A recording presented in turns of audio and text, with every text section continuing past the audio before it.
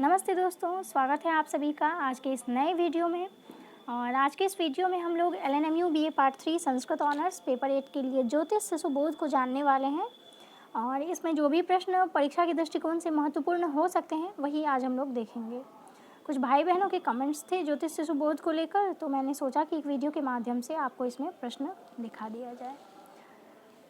ठीक है, तो यहाँ पे आज जो भी प्रश्न मिलेगा इसका आंसर आपको टेलीग्राम चैनल पर मिल जाएगा, तो वहाँ से आप लोग एक अच्छा सा नोट्स बना लीजिएगा और उसको याद कर लीजिएगा अच्छे से, क्योंकि ज्योतिष जो है वो बहुत ही बड़ा टॉपिक है। ठीक है, और ये स्पेशली इसका अध्ययन लोग अलग से करते हैं, लेकिन हमारे सिलेबस में है तो हम लोग बस परीक्षा के दृष्टिकोण से जो भी 25 मार्क्स का यहाँ से पूछा जाता है उसके लिए हमें याद तो करना पड़ेगा। तो बस हमें अध्ययन परीक्षा के दृष्टिकोण से हमें अध्ययन करना है। ठीक है, तो और जैसा कि BA पार्ट 3 का एग्ज़ाम शेड्यूल भी जारी कर दिया गया है, तो अभी हमारे पास 20 दिन का समय है। 14 सितंबर से एग्ज़ाम शुरू है संस्कृत का। वैसे एग्ज़ाम 12 से शुरू है, तो अभी जो 20 दिन का समय है इसमें आप लोग अच्छे से रिवाइज़ कीजिए जो भी आपने पीछे पढ़ा है।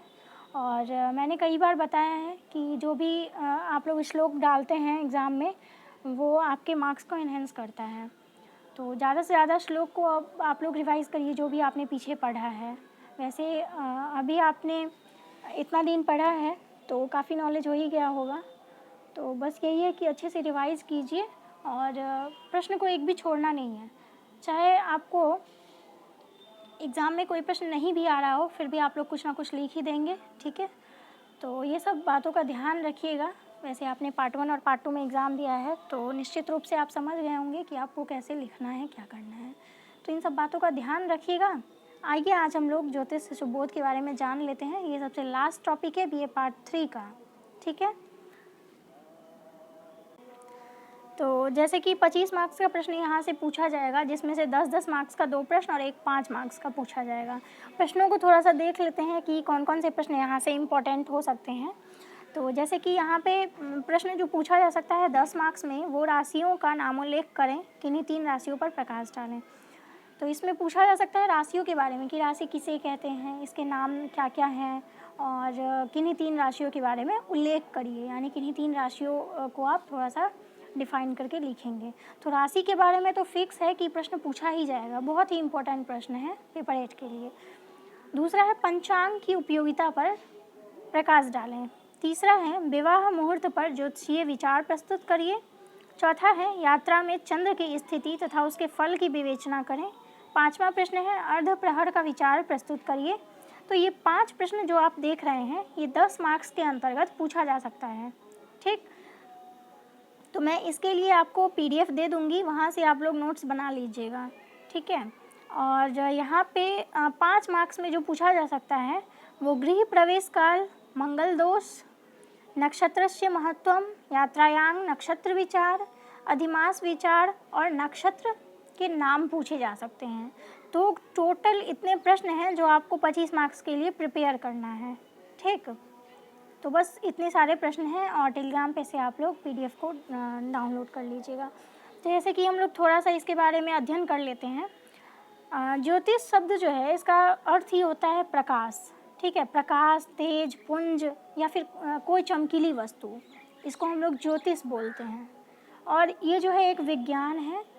आकाश में जितने भी प्रकाशमान वस्तुएं हैं, ठीक है, जो भी प्रकाशमान वस्तुएं हैं जैसे कि सूर्य, ग्रह, नक्षत्र, इन सब का जब अध्ययन करते हैं तो इसका बोध कराने वाले जो शास्त्र हैं उसी को हम लोग ज्योतिष शास्त्र कहते हैं। ठीक, तो आप लोग समझ गए होंगे कि जो भी प्रकाशमान वस्तुएं हैं उसका अध्ययन जिस शास्त्र के द्वारा किया जाता है उसको हम लोग ज्योतिष शास्त्र कहते हैं। ये इन्फॉर्मेशन आप इसके प्रश्नों में भी दे सकते हैं। ठीक है, ताकि आपका आंसर जो है थोड़ा सा लॉन्ग भी हो जाए और आप लोग ये आप लोग इंट्रो में दे सकते हैं।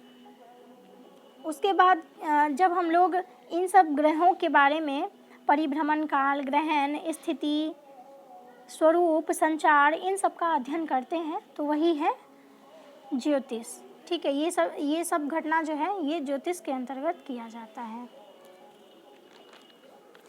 और ज्योतिष की जो उपयोगिता है वो हमारे दैनिक जीवन में भी है, तो इसकी उपयोगिता भी बहुत है। ठीक है, एक प्रश्न के माध्यम से हम लोग इसको जान लेते हैं। जैसे प्रश्न है, राशियों का नामोल्लेख कर किन्हीं 3 राशियों पर प्रकाश डालें। राशि से क्या अभिप्राय है, राशियों का नामोल्लेख करें। तो सबसे पहले हम लोग इसमें डिफाइन करेंगे इसको। पृथ्वी के मार्ग को 12 हिस्सों में बांटा गया है। इस मार्ग के प्रत्येक स्थल की पहचान केवल तारों के विविध प्रकार के झुंडों से होती है। इस झुंड या ढेर को संस्कृत में राशि कहते हैं। ठीक है, और लौकिक भाषा में भी रास ढेर या समूह को कहते हैं। रास का मतलब होता है ढेर। ठीक है, बहुत रास का मतलब हो गया बहुत सारा। ठीक है, ढेर समूह। प्रत्येक राशि का कोणीय मान 30 डिग्री होता है। 12 राशियों के नाम और उनके स्वामी। पहला राशि मेष, जिसके स्वामी मंगल हैं। वृष के राशि शुक्र हैं। मिथुन के राशि बुध हैं। कर्क के राशि चंद्रमा। सिंह के राशि सूर्य। कन्या के राशि बुध हैं। तुला के शुक्र हैं। वृश्चिक के राशि मंगल हैं। धनु के राशि बृहस्पति। मकर शनि। कुंभ के राशि शनि है और मीन के राशि बृहस्पति हैं।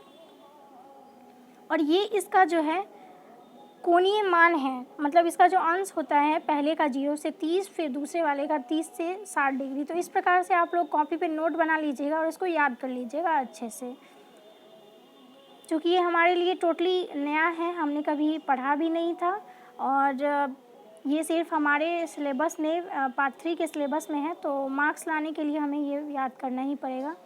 तो बस आपको याद कर लेना है। जो भी मैं आपको PDF दूंगी उस PDF से आपको अच्छे से प्रिपेयर कर लेना है। ठीक है, तो टोटली नया टॉपिक है हम लोगों के लिए, बस इसको याद कर लीजिएगा। बाकी 25 मार्क्स तो इसमें आ ही जाएगा अच्छे से। जो भी मैंने यहाँ पे प्रश्न दिए हैं बस इसको आपको तैयार कर लेना है। ठीक है, तो फिर हम लोग मिलते हैं नेक्स्ट वीडियो में किसी और टॉपिक के साथ। तब तक के लिए धन्यवाद।